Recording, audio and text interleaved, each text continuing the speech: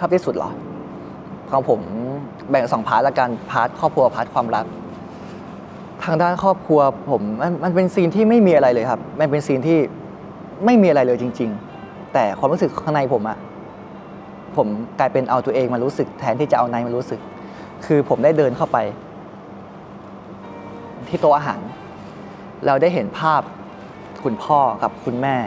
นั่งรอกินข้าวอยู่มันเป็นซีนที่หาในชีวิตจริงผมยากมากเลยซึ่งผมอยู่กับแค่คุณแม่ไงผมรู้สึกว่าทำไมผมโชคดีจังรู้สึกว่าถึงแม้มันเป็นในซีรีส์แต่ก็ได้เห็นภาพแบบนั้นกับตัวเราเองอย่างเงี้ยฮะรู้สึกว่ามันถึงไม่มีอะไรแต่มันอิมแพคกับใจผมมากถ้ามันเป็นชีวิตจริงกันได้ทุกวันก็ดีครับ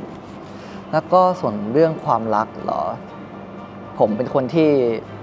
ไม่ค่อยเข้าหาใครในเรื่องความรักแต่พอได้เป็นคนที่เข้าหาก็รู้สึกว่า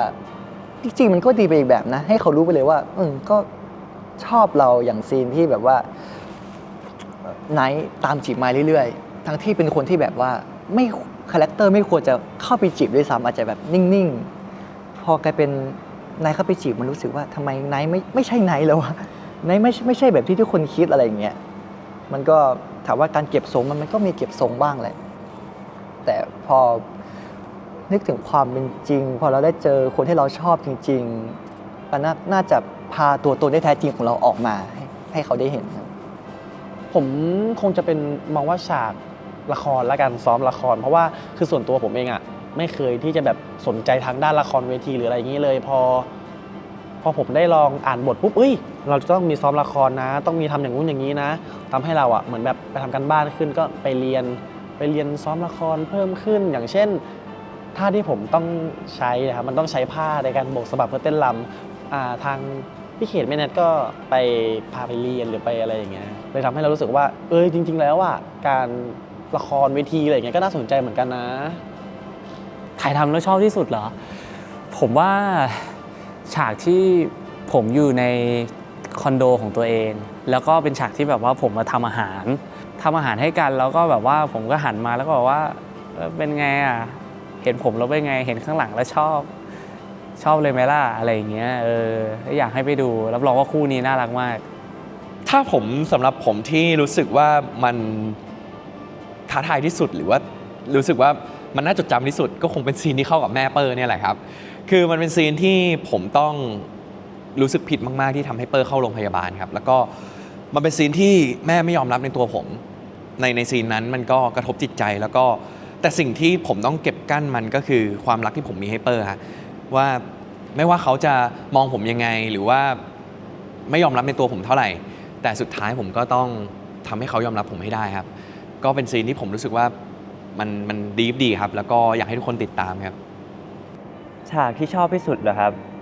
ผมชอบฉากในโรงอาหารนะครับที่เป็น เป็นฉากที่ตั้งกับต้นกล้าเนี่ยเหมือนกับว่าแกล้งกันนุ้งนิ้งกันผมว่าน่ารักมากครับน่ารักดีเป็นฉากที่หวานฉากหนึ่งเลยผมว่าอยากให้ทุกคนไปติดตามเป็นฉากที่ทุกคนอาจจะเคยเห็นมาแล้วหมอกับหมอก็คู่กันได้ไม่จำเป็นต้องวิศวะกับหมอด้วยผมเป็นคนที่เข้ามาทีหลังในค่ายกองทัพเนาะก็รู้สึกว่าปกติเข้ามาผมจะเห็นแค่เทคกับว่าเวลคัมนะเวลคัมนะครับแต่พอได้อยู่ด้วยได้ทั้งเบื้องหลังและเบื้องหน้าผมรู้สึกได้ถึงคำว่าวอร์มเวลคัมจริงๆมันเป็นอะไรที่มันอธิบายไม่ได้ว่ามันวอร์มยังไงแต่ด้วยมวลรวมมันทำให้เรารู้สึกอย่างนั้นและทุกคนทำให้เรารู้สึกอย่างนั้นก็อยากขอบคุณมากๆที่ตัดสินใจเลือกผมเข้ามาเป็นไนท์นะครับแล้วก็ผมรู้สึกตัดสินใจถูกมากๆที่ได้ทำงานกับบริษัทนี้นะครับแล้วก็ทุกคนในบริษัทเลยผมมองว่าสนุกบรรยากาศภายในกองสนุกเพราะว่ามีผมอยู่ก็คือทุกคนคือคนตั้งใจทำงานแต่ว่ามีผมที่แบบเข้าไปกวนทุกคนเลยไม่ว่าจะเป็นตากล้องช่างแต่งหน้าหรือว่าแบบคอสตูมหรือว่าขนาดแบบพุ่งกับผมก็ยังเข้าไปกลัวเลยฮะแบบก็ไปเล่นมุกเล่นเมิร์กอะไรเรื่อยๆแบบพูดไปเรื่อยคนไทยพูดไปเรื่อยใช่ครับก็โดยรวมออกมาสนุกครับผมว่าโมเมนต์เหรอคือผมต้องบอกว่าทั้งกองที่เราไปถ่ายมันไม่ได้มีเรื่องเครียดเลยถ้าบอกถึงโมเมนต์เรื่องสนุกคือเวลาที่ผมไปทำงานผมรู้สึกว่าผมมีความสุขตลอดนะ รู้สึกยังคุยกับพักอยู่เลยว่าเฮ้ยแบบกองนี้ไม่เครียดเลยอยากไปถ่ายแบบอีกเร็วๆอะไรอย่างเงี้ยไม่ว่าจะเป็นทีมงานทั้งพี่ๆทีมงานเบื้องหลังตากล้อง หรือว่าพี่พ็อปหรือว่าน้องๆนักแสดงทุกคนหรือว่าพี่ๆที่ดูแลพวกเราด้วยอะไรเงี้ยผมว่าทุกคนน่ะตลกหมดอะแล้วก็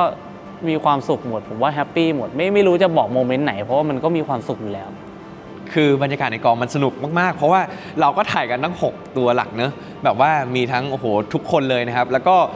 ทุกโมเมนต์มันสนุกหมดเลยครับ แล้วก็เวลาเราเข้าซีนด้วยกัน เวลาที่เราแบบเล่นด้วยกันอ่ะทุกคนคือ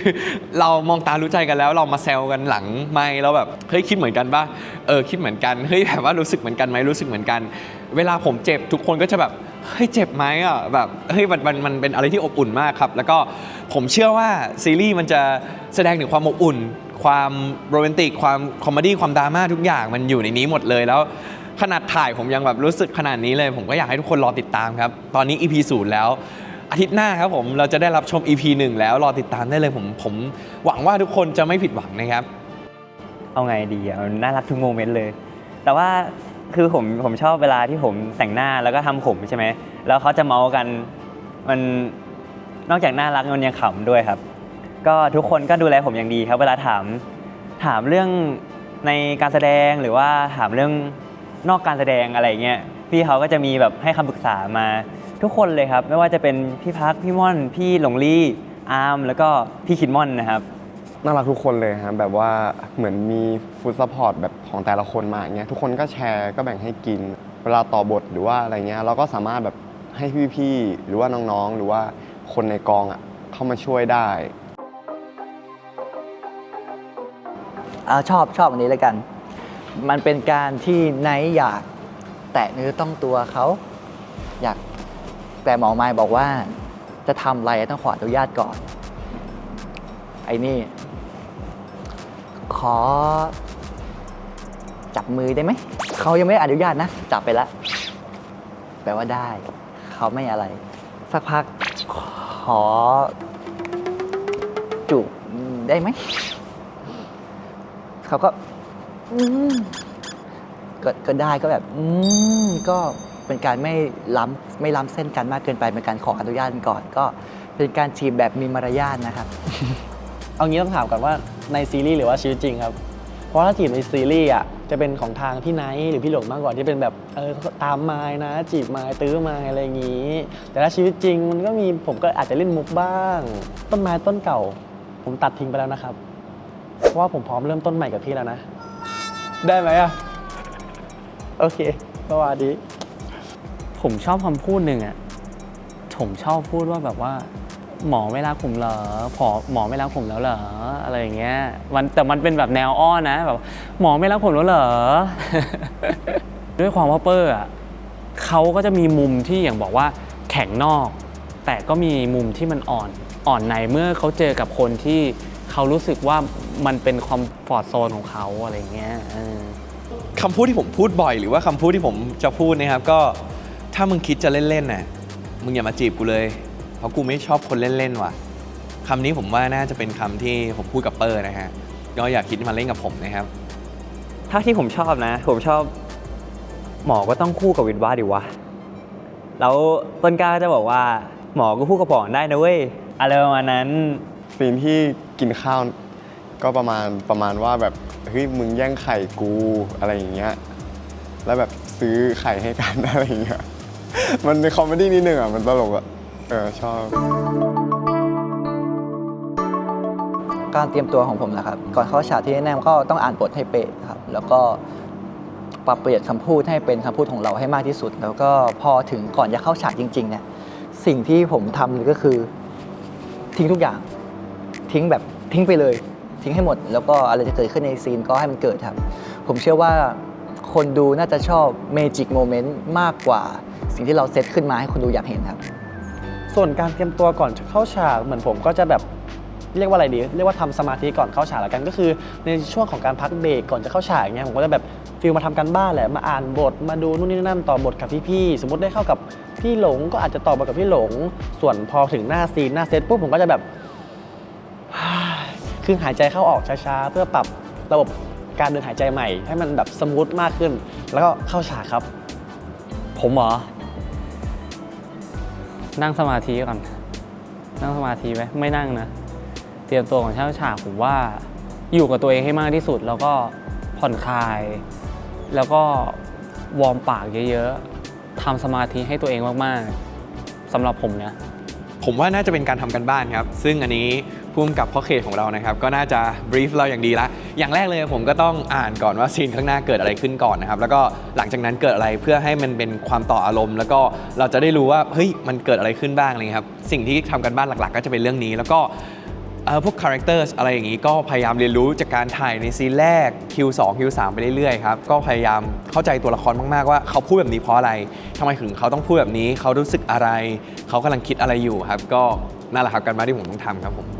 ก็อย่างแรกนอนให้พอครับ แล้วก็อ่านบทก่อนหน้าแล้วก็อ่านบทของตัวเองมาให้ดีๆครับผมก่อนหน้าที่จะเข้าฉากเนี่ยก็มีการทำสมาธินิดนึงอะไรประมาณนั้นครับ ไม่ได้เตรียมตัวอะไรเลยผมเป็นคนที่แบบดื้อชอบป่วนแบบคุยกับคนนั้นคุยกับคนนี้อะไรเงี้ยเดินไปเรื่อย แต่ก็ต้องมีสมาธิในระดับหนึ่งเพราะว่าเหมือนเราถ้าเราเข้าฉากแล้วอะเราก็ต้องโฟกัสณจุดๆนั้น